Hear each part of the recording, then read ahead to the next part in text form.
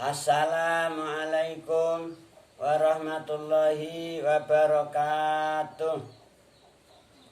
Al-Fatihah.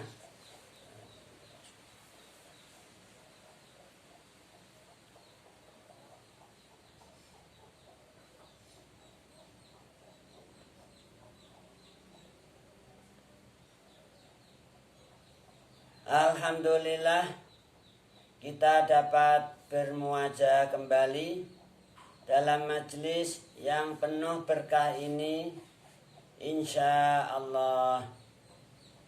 Majelis kajian Tafsirul Jalalain.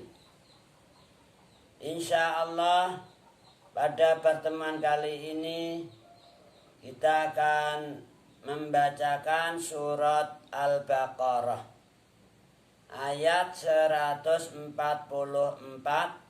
insya Allah. Baiklah, mari kita ikuti bersama pembacaan ayat dimaksud. A'udzu billahi minasyaitonir rajim.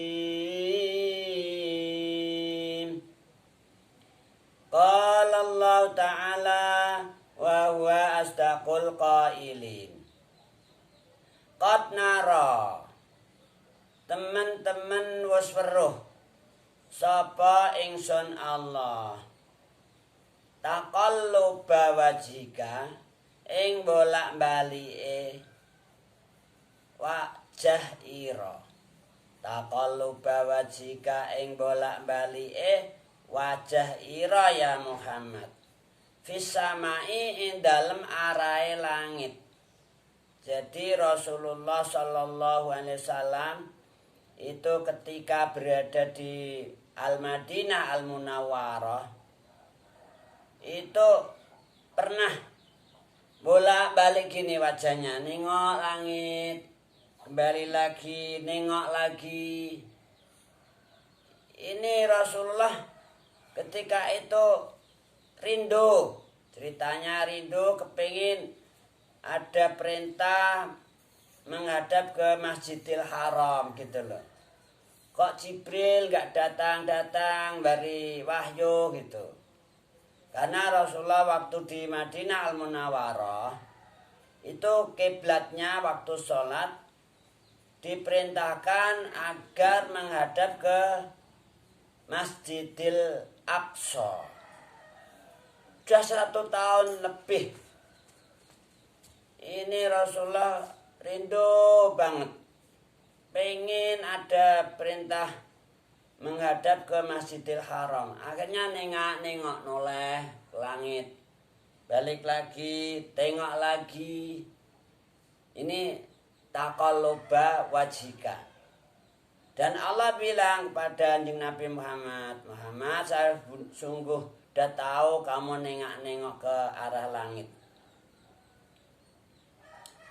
Falan waliyannaka, mongko yekti bakal ngrobah temenanan ingsun sapa ingsun Allah ka ing sira. Atau falan waliyannaka, mongko yekti bakal nguasakno temenanan sapa ingsun Allah ka ing sira.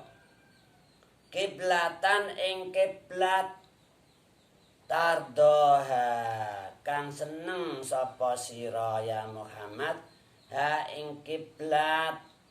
Jadi Rasulullah itu seneng kiblatnya menghadap ke Masjidil Haram, tidak ke arah Masjidil Aqsa. Akhirnya di Madinah itu nolah ini, nengok ke langit. Sudah 1 tahun lebih. Ceritanya itu Rasulullah sudah sampai 100 tahun. 1 tahun ya Allah. 1 tahun lebih. Ini Rasulullah menghadap ke Masjidil Aqsa. Kila 16 bulan. Wakila 17 bulan.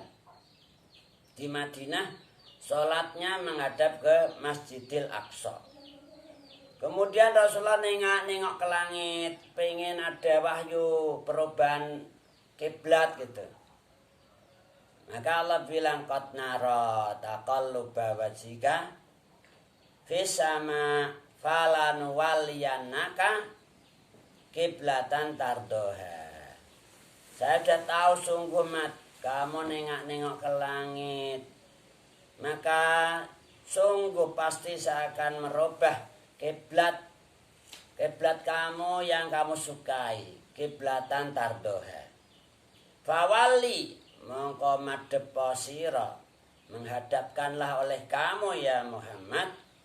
Fawali mongko madhep sira ya Muhammad wajhaka ing wajah ira syatral masjidil haram ing pancere al masjidil haram, yaitu pancer al Ka'bah al musyarrafah.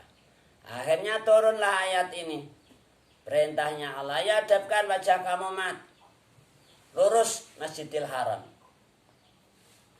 Ceritanya Rasulullah itu sedang sholat duhur di bulan Rajab di suatu masjid. Rasulullah itu sholat bersama sahabatnya, sholat duhur baru 2 rakaat itu ceritanya. Di suatu masjid sholat duhur bulan Rajab sebagaimana yang diterangkan dalam kitab tafsir Sawi. Jadi bukan sholat asar. Kemarin saya informasikan dalam video sebelum ini, itu wakilah sholat asar itu enggak. Yang benar sebagaimana yang diterangkan dalam kitab tafsir Sawi, sholatnya Rasulullah waktu itu sholat duhur bukan asar. Bulannya bulan Rajab. Baru 2 rakaat turun ayat fawalli wajhaka syatral masjidil haram. Ayo hadapkan wajah kamu ya Muhammad, lurus masjidil haram, lurus Ka'bah. Langsung Rasulullah putar balik. Rakaat yang ketiga, yang keempat, sholatnya Rasulullah menghadap ke masjidil haram. Nah, akhirnya masjid tersebut dikenal dalam sejarah Islam Masjidul Qiblatain, masjid 2 kiblat. Karena Rasulullah pernah sholat di masjid tersebut, satu sholatan menghadap 2 kiblat, yaitu 2 rakaat yang pertama menghadap ke Masjidil Aqsa, 2 rakaat berikutnya menghadap ke Masjidil Haram dalam satu sholatan, yaitu sholat zuhur. Nah, maka masjid tersebut dikenal dengan Masjidul Qiblatain. Rasulullah juga dikenal sebagai Imamul Qiblatain. Qala Allah Ta'ala wa huwa asdaqul qailin.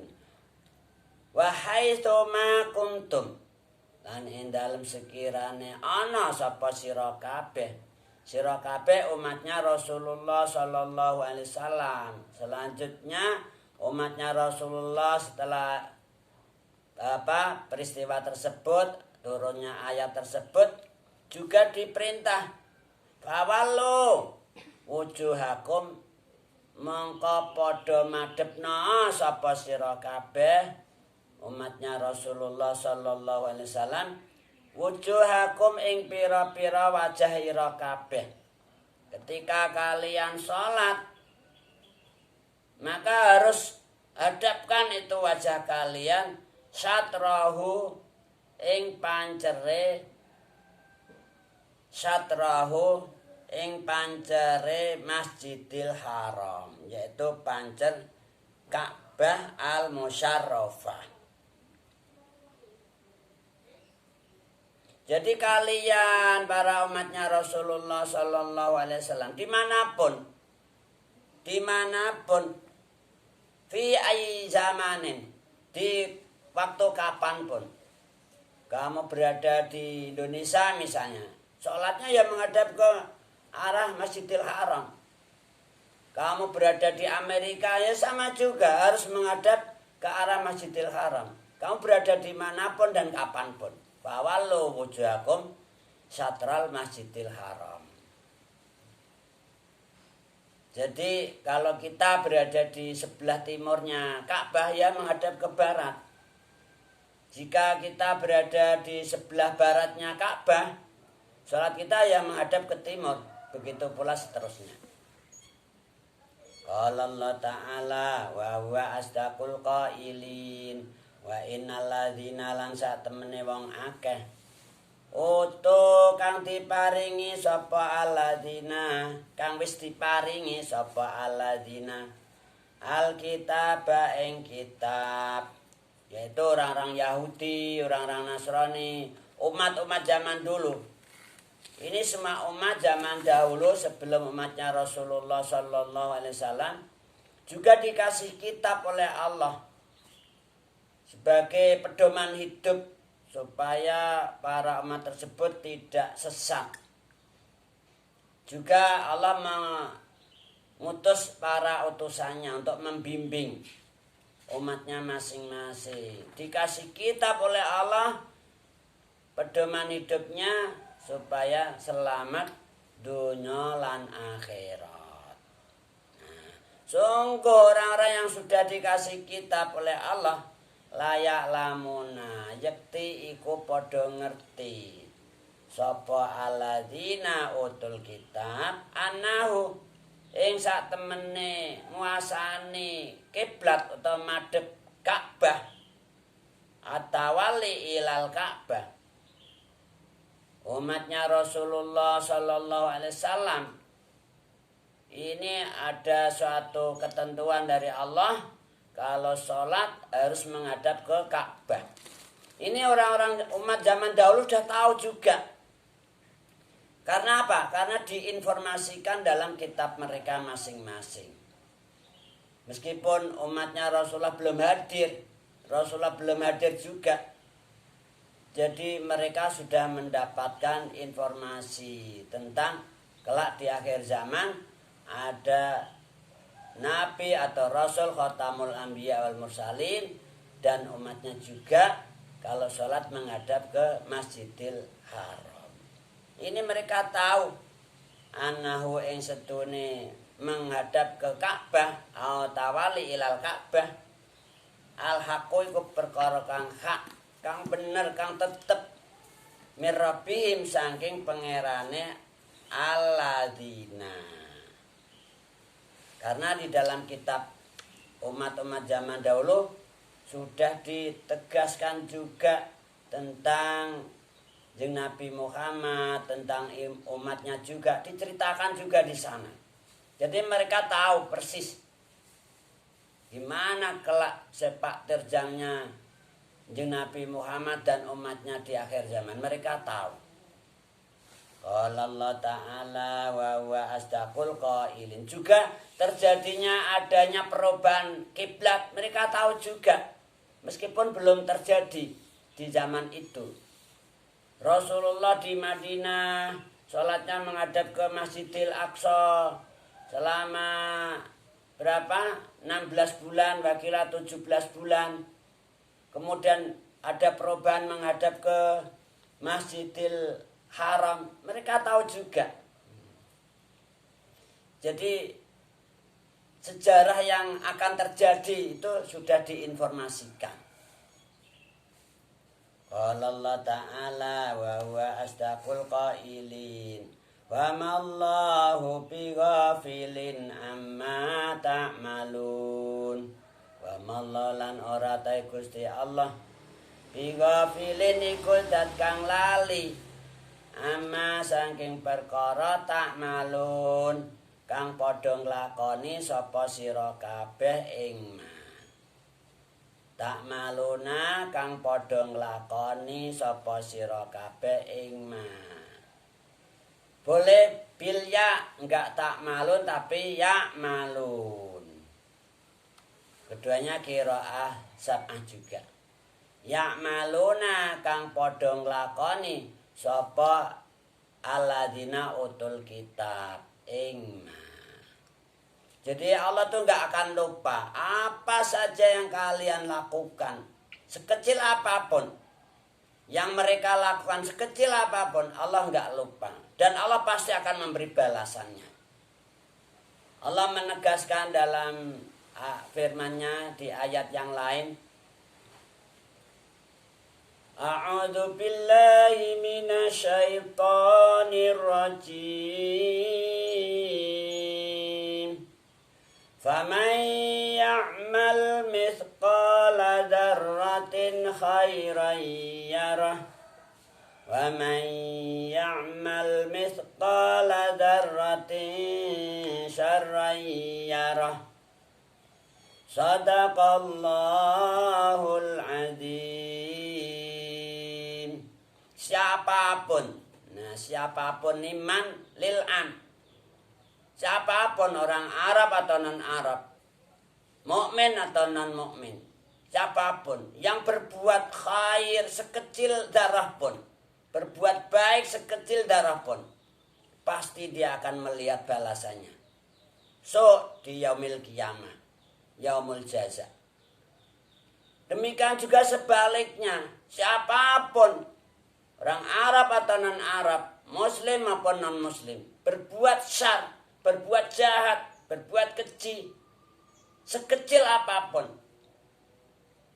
berbuat zalim sekecil apapun, pasti kelak akan melihat balasannya yaumal qiyamah.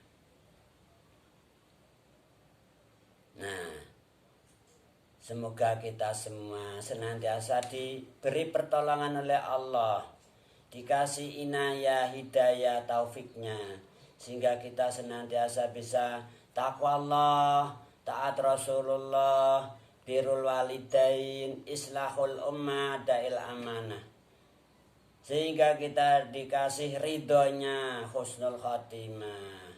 Allahumma a'inna ala dzikrika wa syukrika wa husni ibadatik. Amin Allahumma amin. Ilahuna nakhtatim bilhamdalah. Alhamdulillahi rabbil alamin. Tsumma qala wallahu a'lamu bissawab. Assalamualaikum warahmatullahi wabarakatuh.